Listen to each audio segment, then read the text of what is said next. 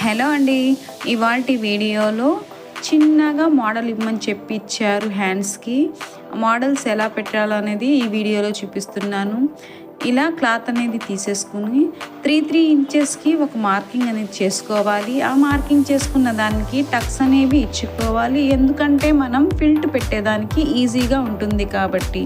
Size అనేవి ఫిల్ట్ size అనేవి పెద్దవి చిన్నవి కాకుండా కరెక్ట్గా వస్తాయి. ఇలా వీడియోలో చూపించే విధంగా ఆపోజిట్ ఫిల్ట్ పెట్టుకొని ఒక చిన్న రఫ్ అనేది ఇచ్చుకోవాలి.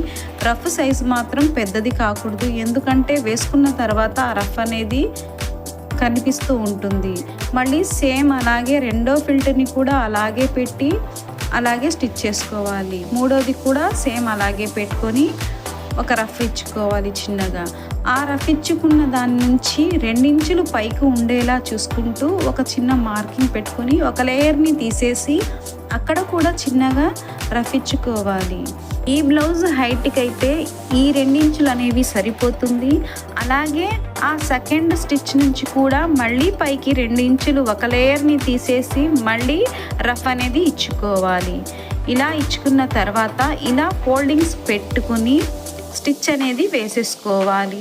వేసుకున్న తర్వాత హ్యాండ్ లోత్ అనేది తీసేసుకుంటూ హ్యాండ్కి పట్టీ వేసుకోవాలి.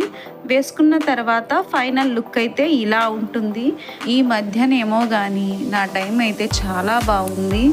ఏం స్టిచ్ చేసినా కానీ పర్ఫెక్ట్గా సెట్ అయిపోతున్నాయి. అవి ఫ్రాక్స్ కానివ్వండి, బ్లౌజెస్ కానివ్వండి, క్రాప్ టాప్స్ కానివ్వండి, ఏదైనా సరే కరెక్ట్గా సెట్ అవుతున్నాయి అక్క అని చెప్తున్నారు. ఐ హోప్ ఈ వీడియో మీకు నచ్చుతుందని అనుకుంటున్నాను. ఒక చిన్న లైక్ ఇవ్వండి, షేర్ చేయండి, సబ్స్క్రైబ్ చేయండి. కొత్తవారు ఎవరైనా ఉంటే మన ఛానల్ని సబ్స్క్రైబ్ చేసుకోండి. అప్పుడే మాకు కొంచెం బూస్టప్గా ఉంటుంది. Thanks for watching. Thank you.